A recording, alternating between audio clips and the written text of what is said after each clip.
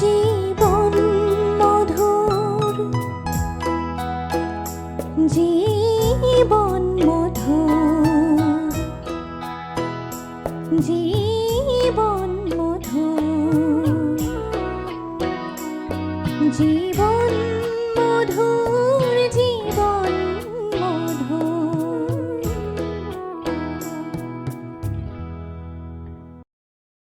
নমস্কাৰ। জীৱন মধুৰ এই অনুষ্ঠানলৈ সমূহ দৰ্শকসকলক আন্তৰিক অভিনন্দন জনাইছোঁ। প্ৰিয় শ্ৰোতা দৰ্শক, মানুহে জীৱনৰ সময়বোৰ কিদৰে সুমধুৰ কৰি তুলি জীয়াই থকাৰ সাৰ্থকতা অনুভৱ কৰিব পাৰে তাৰ আদৰ্শৰে অনুপ্ৰাণিত কৰাই আমাৰ এই অনুষ্ঠানটোৰ উদ্দেশ্য। আমাৰ ব্যস্ততাপূৰ্ণ জীৱনত শৰীৰ আৰু মনে বহু সময় ধৰি বা একেলেঠাৰিয়ে অধিক শ্ৰম কৰিবলগীয়া হয়। বিশেষকৈ অত্যাধিক মানসিক শ্ৰম, চিন্তা, দুশ্চিন্তাৰ ফলত মানুহৰ মনত জড়তা বা হতাশাগ্ৰস্ততাৰ সৃষ্টি হয়। এই হতাশাগ্ৰস্ততাৰ পৰা নিজকে কিদৰে মুক্ত কৰিব পাৰি আৰু কামৰ মাজত থাকিও অৱসৰৰ সময়খিনি কিদৰে সুমধুৰ কৰিব পাৰি, আহকচোন আমি কথা পাতোঁ যোগবিদ আৰু বিভিন্ন বিশেষজ্ঞৰ লগত।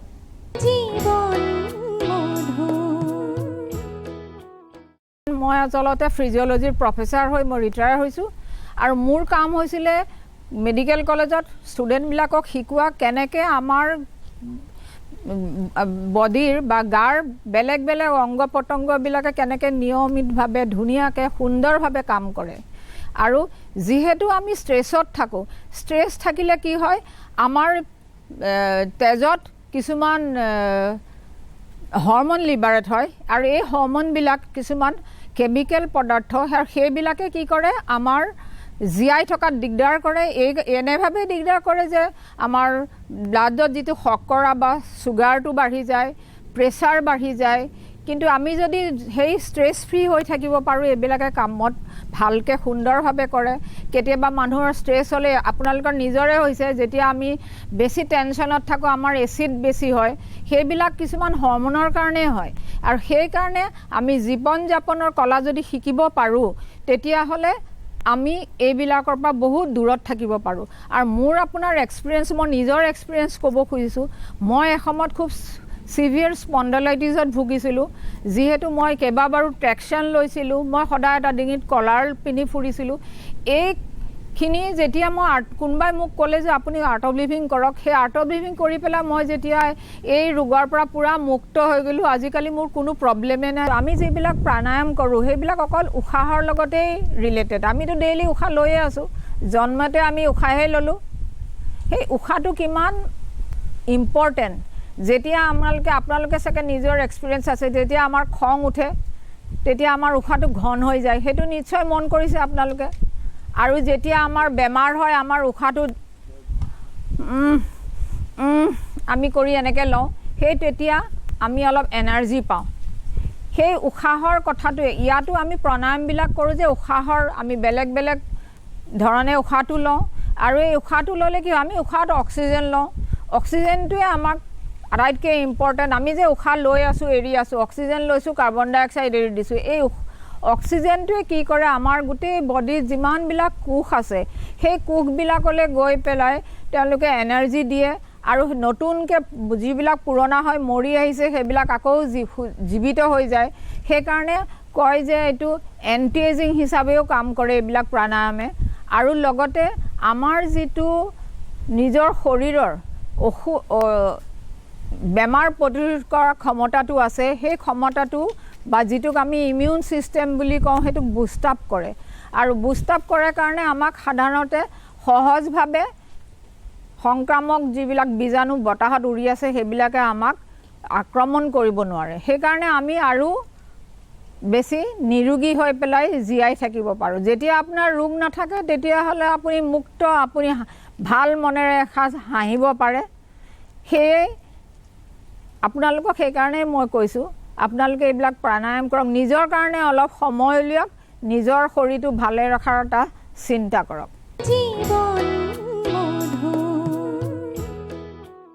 मेरा नाम मधु भारद्वाज है, मैं मुंबई से हूँ। मैंने ये प्रोग्राम करीबन 20 साल पहले किया था और उस वक़्त बहुत तनाव था, मेरे जीवन में बहुत कुछ उथल पुथल हो गई थी और जैसे ही मैंने पहली बार सुदर्शन क्रिया अनुभव की, मुझे ऐसे लगा कि एक नया जीवन मिला है। कई बारी छोटी छोटी बातें होती है जीवन में, और छोटी छोटी बातों से हम इतना तनाव इकट्ठा कर लेते हैं और हमें पता भी नहीं होता है कि हम इस तनाव को कैसे दूर करें। मुझे उस वक्त पता भी नहीं था कि मेरे पास उसका सलूशन है। मैं अपनी ही सांस को यूज़ करके किस तरह तनावहीन हो सकती हूँ, और ये काम किया है बहुत आसानी से सुदर्शन क्रिया ने। और यहाँ जो मैं आई हूँ गुवाहाटी में, इस आश्रम में, यहाँ आना एक अलग तरीके की साधना एक्सपीरियंस होती है। ऐसे लगता है कि मैं गुम चुकी हूँ ब्रह्मपुत्र में। Thank you very much. जीवन मधुर। আপোনাক ক'বলৈ বিচাৰিছোঁ যে বৰ্তমান আমি আমাৰ সমাজখন কোন দিশত গৈ আছে, য'ত আমাৰ মাজত অপ্ৰীতিকৰ ঘটনা ঘটি আছে কিছুমান, আৰু য'ত মানুহৰ মাজত মৰম স্নেহৰ বান্ধনবিলাক নোহোৱা হৈ গৈছে, প্ৰেম ভাৱ নোহোৱা হৈ গৈছে। কিন্তু কিয় নোহোৱা হৈ গৈছে এইবোৰ? কাৰণ আমাৰ মাজত কি নাই? মিলাপ্ৰীতি নাই, একতা নাই। এই মিলাপ্ৰীতি একতা আনাৰ মাধ্যম আছে আমাৰ কিছুমান, যিবোৰ আমি শাৰীৰিক আৰু মানসিক স্তৰটোক আমি উদ্ভাৱিত কৰিব পাৰোঁ। সেইটো হ'ল যোগ, ধ্যান, প্ৰাণায়াম। যোগ, ধ্যান, প্ৰাণায়ামৰ মাধ্যমেৰে আমি আমাৰ সমাজখনক এটা সুস্থ বাতাবৰণৰ চিন্তামুক্ত সমাজ, হিংসামুক্ত সমাজ আমি গঢ়ি তুলিব পাৰোঁ। মই অসমৰ বিভিন্ন গাঁও অঞ্চলবিলাকত ঘূৰিছোঁ। বেছিভাগ গাঁৱতে দেখিছোঁ মানুহৰ মাজত মিলাপ্ৰীতি আজিকালি নোহোৱা হৈ গৈছে। মই সেই গাঁও অঞ্চলবিলাকত যেতিয়া যোগ, ধ্যান, প্ৰাণায়াম কৰি শিকাইছিলোঁ মানুহবিলাক, তেতিয়া মানুহৰ মাজত এটা আনন্দৰ ভাৱ প্ৰকাশ দেখিছিলোঁ। আৰু সেই ভাৱেৰে মানুহে এটা আনন্দ, ফূৰ্তি, শান্তিময় জীৱন যাপন কেনেকৈ কটাব পাৰি তেওঁলোকে আমাৰ পৰা পৰামৰ্শ বিচাৰিছিল। আৰু সেই পৰামৰ্শ অনুযায়ী মই বিভিন্ন মানুহক সেই যোগ, ধ্যান, প্ৰাণায়ামৰ প্ৰশিক্ষণ দি আহিছিলোঁ। আৰু আমাৰ যুৱকসকলে এতিয়া আমাৰ নেগেটিভ, নাকাৰাত্মক ভাৱনাৰ প্ৰতি আগ্ৰহী হৈছে। দায়িত্ববোৰ পাহৰি গৈছে যে সমাজখনৰ প্ৰতি আমাৰ যে এটা দায়িত্ব আছে, এই দায়িত্ববিলাক আমি কেনেকৈ ল'ব পাৰিম। এটা শক্তি যে আছে ভিতৰত, আমাৰ প্ৰত্যেকজন যুৱকৰ মাজত এটা শক্তি আছে। এই শক্তিটো আচলতে তেওঁলোকে গম পোৱা নাই যে নিজৰ ভিতৰত কিমান শক্তি থাকে। আমাৰ এই যোগ, ধ্যান, প্ৰাণায়ামৰ মাধ্যমেৰে মানুহৰ এটা যুৱকৰ ভিতৰত সেই এনাৰ্জিটো আমি উদ্ভাৱিত কৰিব পাৰোঁ, যে তেওঁৰ ভিতৰত থকা কিমান শক্তি আছে। তেওঁ এখন সমাজৰ দায়িত্ববোধ, ঘৰৰ দায়িত্ববোধ, সকলো দিশতেই তেওঁ সাহসেৰে আগবাঢ়িব পৰা এটা প্ৰক্ৰিয়া অনুভৱ কৰে। কাৰণ এই গোটেইবিলাক আহি যায় আমাৰ এটা প্ৰক্ৰিয়া আছে, সেইটো হ'ল উশাহ নিশাহৰ কিছুমান মাধ্যম আছে, যি মাধ্যমেৰে আমাৰ ভিতৰত থকা বেয়া বস্তুবিলাক। চাওক, আমি গাটো ধুওঁ যে আমি কিয় ধুওঁ? গাটো শৰীৰৰ বাহিৰত কিছুমান লেতেৰা লাগি থকাৰ কাৰণে আমি গাটো ধুওঁ, কিন্তু ভিতৰত আমি কেনেকৈ ধুওঁ, হয়নে? যে চাওক, আমাৰ মনটো আমাৰ আটাইতকৈ বেয়া বস্তু। মনটোতে আমাৰ লেতেৰা থাকিলে আমাৰ বেছিভাগ আমি নাকাৰাত্মক দিশৰ বাবে আগবাঢ়ি যাওঁ। যেতিয়া মনটো ধুম কেনেকৈ, আৰু এই মনটো ধোৱাৰে এটা প্ৰক্ৰিয়া যে উশাহ নিশাহৰ মাধ্যমেৰে আমি আমাৰ মনটো শান্ত কৰিব পাৰোঁ, আৰু ধ্যানৰ মাধ্যমেৰে আমি মনক স্থিৰ আনিব পাৰোঁ, য'ত আমি শুদ্ধ চিন্তা চৰ্চা, পজিটিভ ভাৱধাৰণা আমি উদ্ভাৱিত কৰিব পাৰোঁ। हमारे जीवन में सबसे ज़्यादा ज़रूरी क्या है? हैप्पीनेस, खुशी, प्रेम, आनंद, अपनापन, जो समाज से दूर होता जा रहा है। इसका कारण है मात्र तनाव और कुछ भी नहीं।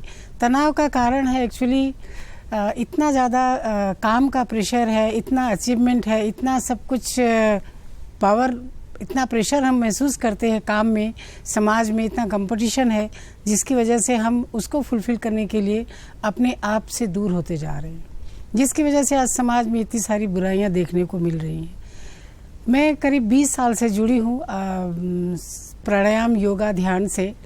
मैंने महसूस किया कि जीवन में, अगर आज के जीवन में ये एक ज़रूरी उपाय है, अगर हमें अच्छे से जीना है, खुश रहना है और लोगों में खुशियाँ बांटनी है, तो हमें इन चीज़ों को जीवन में अपनाना पड़ेगा। हमने कुछ साल पहले हमने कुछ ब्रीदिंग टेक्निक किया था, सांस की एक प्रक्रिया सीखी थी, जिसे इतना आसानी से हम अपने तनाव को फ्री महसूस कर पाते हैं कि बहुत सारी बीमारियां, बहुत सारी प्रॉब्लम्स से हम अपने आप को बचा पाते हैं। और हमने देखा है लोगों के जीवन में हीलिंग होते हुए। बहुत सारे लोग ऐसे डिप्रेशन में आ चुके हैं जो अपने जिम्मेदारियों से दूर होते जा रहे हैं, नशे के शिकार हो रहे हैं। इन सब लोगों को मैंने इन सब प्रक्रियाओं के द्वारा बाहर निकलते हुए देखा है। तो मैंने भी जीवन में अनुभव किया कि इन चीज़ों को बांटने से समाज में लोगों के जीवन में परिवर्तन आया, जो हमने महसूस किया। तो मैं लोगों के पास जाती हूँ, उनको भी थोड़ा बहुत कुछ करा पाती हूँ। करने से मैं देख पाती हूँ उनके जीवन में कितना महसूस परिवर्तन देख पाती हूँ।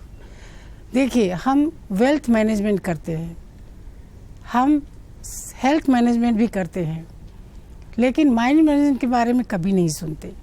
माइंड मैनेजमेंट कैसे हो, कैसे हम अपने मन के तनाव को कम करें, गुस्से को कम करें, हमारी सोच पॉजिटिव हो, जो हम निगेटिविटी से भरे जा रहे हैं जीवन में। क्योंकि परिस्थितियाँ, सिचुएशन हमें नकारात्मकता से बांध देती है।